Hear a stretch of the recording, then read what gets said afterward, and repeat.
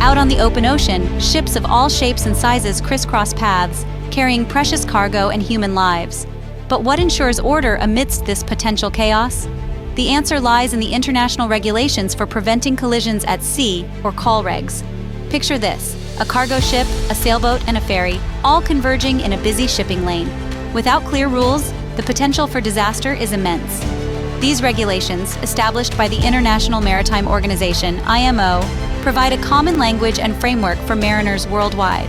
By adhering to these rules, mariners can communicate effectively, anticipate maneuvers, and avoid potentially catastrophic collisions. Imagine driving on a highway with no lanes, no speed limits, and no traffic signals. That's precisely the scenario COLREGs prevent at sea. These rules provide a structured framework for navigation, dictating everything from how vessels should pass each other to the lights and signals they must display. They take into account factors like vessel size, visibility conditions, and the inherent dangers of the marine environment. By establishing clear rules of the road, COLREGs minimize the risk of accidents, safeguarding the lives of mariners and passengers alike. They facilitate international trade with a standardized set of rules recognized globally, ensuring the smooth flow of goods and commerce. In essence, COLREGs are the invisible threads that hold the fabric of maritime safety together. Before we delve into the specifics of each COLREG rule, it's essential to familiarize ourselves with the language of the sea. Like any specialized field, maritime navigation has its own unique terminology. Here are a few key terms. Abeam refers to a direction at right angles to the ship's keel. Abaft means towards the stern of the vessel. Forward of indicates a position towards the bow. Astern refers to a position behind the vessel. Windward is the direction from which the wind is blowing, while leeward is the direction away from the wind. Stand on means to maintain course and speed, and give way means to take action to avoid collision.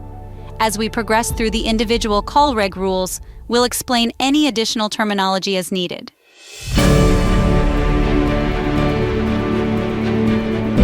The rules we know as COLREGs today didn't appear overnight. They are the culmination of centuries of maritime tradition, technological advancements, and unfortunately, maritime disasters. In the early days of seafaring, collisions were relatively rare. However, as maritime traffic increased and ships became larger and faster, the need for standardized rules became apparent. One of the earliest attempts to codify maritime rules came in 1889 with the adoption of the first international regulations for preventing collisions at sea. The current COLREGs, adopted in 1972, represent a comprehensive and internationally recognized set of rules governing navigation.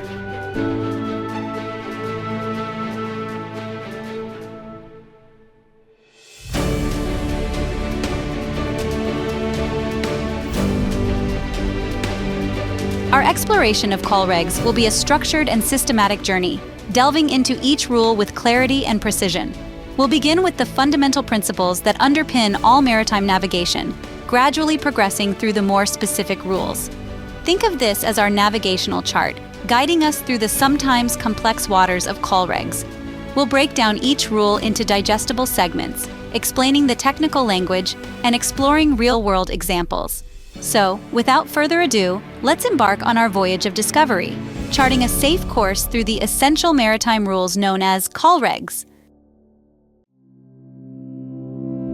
Our journey through COLREGs begins with Rule 1, which sets the stage for all subsequent rules. International COLREG Rule 1. These rules shall apply to all vessels upon the high seas and in all waters connected therewith navigable by seagoing vessels. This means that no matter what type of vessel you are operating, if you're on the high seas or any connected waters, these rules are your guiding principles.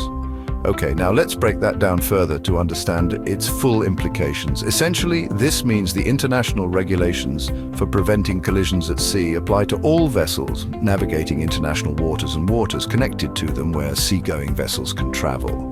This includes vast oceans, seas, and any other large bodies of water that are accessible to seagoing vessels. This rule sets the scope for all other rules, ensuring that there's a universal standard for maritime navigation on the high seas. It's like having a common language that all mariners understand, which is essential for preventing collisions and ensuring safe passage. Next, Let's read the Inland Rule 1 in full to see how it differs from the international rules.